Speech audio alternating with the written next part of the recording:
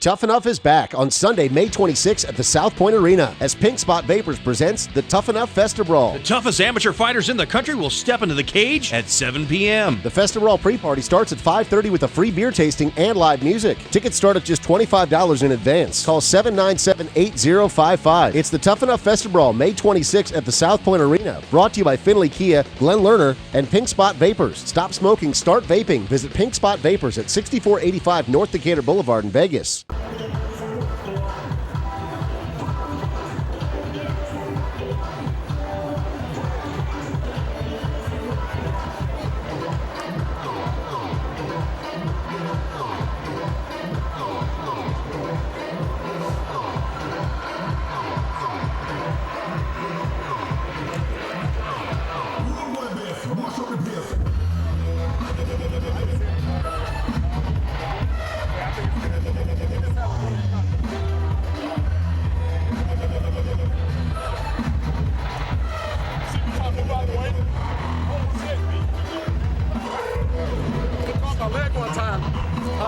He caught my leg over here in the corner. I thought he was going to fall on me. What do you mean he caught it? When he stepped back, he stepped on the side of my leg. I was on my bicycle trying to stay out of their way. Some big news right there. You guys have any replay at all? Or no? I don't. He's like live feed. That knee, the last fight? He didn't really throw a knee, right? It was like he kind of, they ran into each other, sort of. Yeah. He didn't like throw it, but it kind of like he was getting up. The guy was like, okay. Fight before last? Fight before last. Fight before last, yeah, it was close, but it didn't land. It wasn't blatant, Mike. Yeah. You didn't destroy me, right?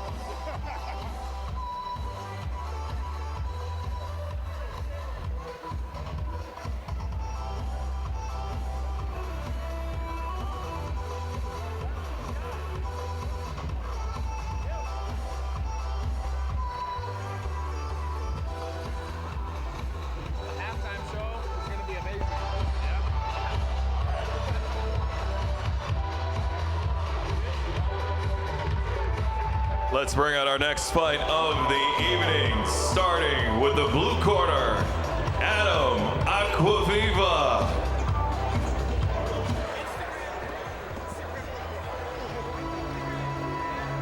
Welcome back to Mesquite, Nevada, the Casablanca Resort and Casino. My name is John Morgan. Jacob Swinney alongside me tonight for Tuff-N-Uff, Mayhem in Mesquite 2. And as we move along, our next fight is in the bantamweight division. Making his way to the cage first, Adam Acquaviva, 1-1 in his amateur career. Both fights did take place under the Tuff-N-Uff banner.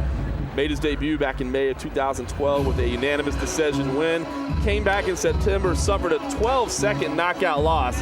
Always disappointing to lose in quick fashion like that, I'm sure. Took a little bit of time off, and now he's back tonight. Just 20 years old, been training for a couple years now. Says he just trains. Has high goals for himself, and he's been an exciting fighter, both in victory and defeat so far in his Tuff-N-Uff career.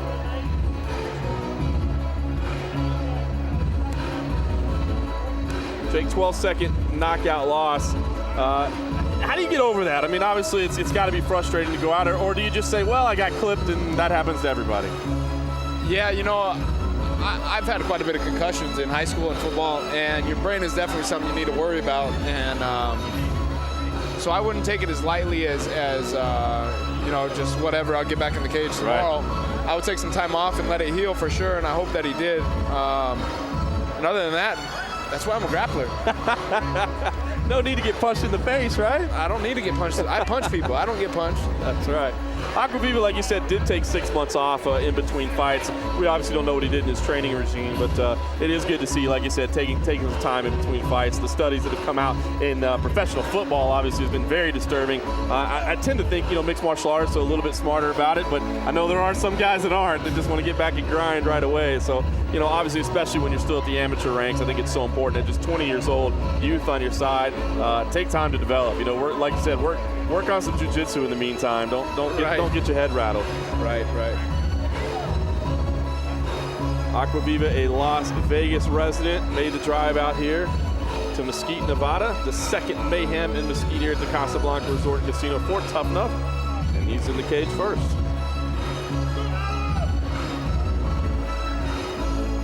pretty excited to see this guy fight. Syndicate MMA, they've got quite a bit of talent over there right now, so I'd like to see what they're doing with their amateurs. And now, making his way out of the red corner, George Perez.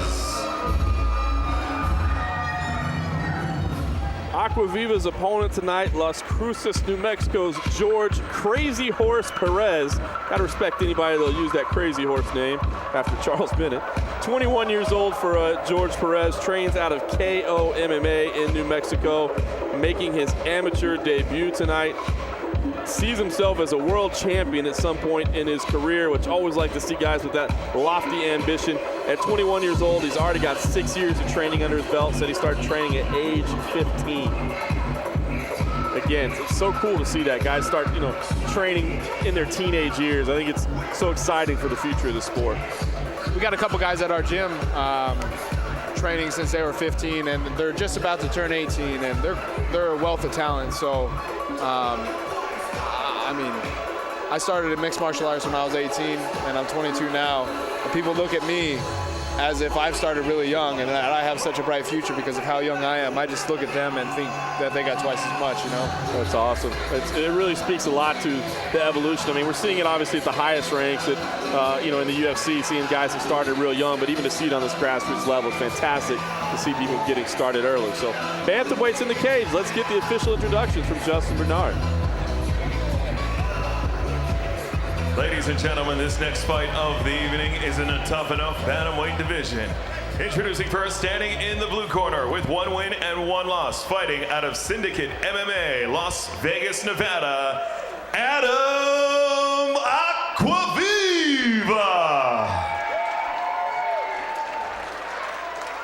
Standing across the cage in the red corner, making his MMA debut tonight, fighting out of KO MMA, Las Cruces, New Mexico, George Crazy Horse Perez.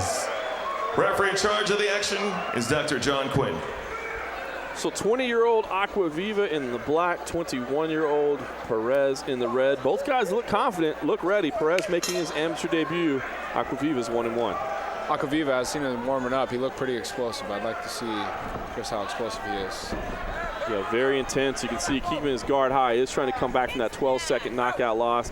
You see keeping the defense high. Nice head movement as well. Perez, a little bit taller fighter, longer fighter, trying to stay on the outside early. Needs to be pumping his jab just a little bit more. He'll be able to find his range faster. Yeah, I agree. It's great to stand at that distance when you have it, but you got to use it. Right. If he keeps on starting with his 2, he never really finds out his range. Perez circling on the outside. Acquaviva looking for opportunities, kind of leap in, negate that distance. Very powerful, explosive fighter. His right hand to the body. George is trying to counter Acquaviva. Agree. It's funny, starting with that 2 every time. Yeah. Not really feeling the range. Acquaviva doing a good job of countering right now. Leaping in with the 1-2, a flurry there as well. See George's hands very low. Adam's got his up. Yep, Perez staying at distance early, but Acquaviva pumping the jab there, moving inside. And Acquaviva looks like he's got the shorter range, and he's the one pumping the jab. Exactly. Good work from Acquaviva early. Oh, nice kick to the body. 30 seconds left in this opening round. Oh, stiff left hand there.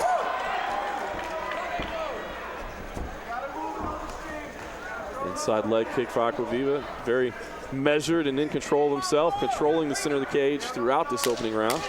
10 seconds left. Another kick to the body there to finish the combination. Just misses on a high kick there. Interesting opening round there. You said Perez, the taller fighter, staying at distance, but as you said, Jake, not really pumping the jab at all. And I thought Acquaviva was the more effective fighter in the first round. Yeah, I would agree with that. I think Acquaviva definitely took that round. I guess if you're in the corner of George Perez, the big thing you're going to be telling him is to try to work that jab, right? Yeah, he's got to. He can't start every exchange with a 2. I mean, he is trying to counter, which is okay, but even sometimes he's he is the one who's starting the exchange with the two, and that's more better if you're southpaw versus orthodox. Here we got both people orthodox on orthodox, and the range just isn't there with the cross. The other thing, too, it looked like it's not something that you're going to fix in between rounds, but he does kind of throw a little bit of a looping shot, whereas Acquaviva, I thought, had a really nice, crisp, straight jab. I would agree, yeah. All right, round 2 with these bantamweights here. Adam Acquaviva in the black, George Perez in the red, burgundy, maroon, whatever you want to go with there. Pink. At least it's dark pink. Acquaviva again takes the center of the cage. Perez circling on the outside. Did open with the jab that time. Now big flurries. Quick hands from Perez. Nice wrestling. That's the explosion I'm talking about. Yeah, very explosive takedown there. Perez tried to sweep him over to the top. Acquaviva showed nice balance, staying on top and inside control. Great work from Acquaviva there. I think he didn't necessarily feel uncomfortable, but Perez, that was probably his best striking flurry of the fight so far. And so Acquaviva said, let's just take it to the ground. Yeah, right after that exchange, just before Adam took it to the ground, it looked like he had a pretty good sized pink mark right on his cheek. I wonder if he got hit pretty good. See crucifix right now for Acquaviva on top. He's isolated that left arm, tried to fire off right hands. This is a position where you wish you were pro. Drop down those elbows. Dropping elbows. Cut your opponent up. Break noses, whatever it takes. Instead, he's going to attack that right arm. Get a key lock. He's got the key lock almost locked up here. Now we need to do just like John Jones and bring that wrist right to the hip. Perez doing a good job defending underneath. Gets the arm free, so Acquaviva just returns to the short punches there. Perez having trouble trying to buck and roll. Acquaviva is very, very high, but Perez, now he's trying to turn in, maybe sneak out the back door. He's attempting to finish. Perez trying to get out. He's rolled all the way over, looking for the sweep. Boy, Acquaviva has good balance on top. That's 3 times that Perez has been close to getting a sweep, and instead gives up his back. That's it. Acquaviva on the back. The right arm is under the chin, and that's it. Submission win with the rear naked choke for Adam Acquaviva, who was having success on the feet, but took it to the floor, and I thought was absolutely dominant in top position. Excellent work there from Adam Acquaviva. Great fight from George Perez. He was trying to buck and roll and get free, but once Acquaviva set up in that crucifix position, really impressed with how heavy his hips were. Every time the sweep was coming, it looked like it was close, but just didn't happen. We'll take a look at the finishing action here. Boy, Acquaviva has good balance on top. Shifted onto the back. You see the right hook in there. That's 3 times that Perez has been close to getting a sweep, and instead gives up his back. That's it. Acquaviva on the back. The right arm is under the chin, and that's textbook. It was just under the chin immediately. Great finish there. Let's take up the official time of the stoppage. Ladies and gentlemen, after a minute 51 into the second round, you're a winner by tap out due to rear naked choke, Adam Acquaviva. So Adam Acquaviva from Syndicate MMA picks up the submission win, moves to 2-1 on his career. Perez loses in his amateur debut. We've got a quick intermission coming up, but stay tuned after that. We've got 5 more fights for you tonight, including a championship affair here in Tuff-N-Uff, the future stars of mixed martial arts.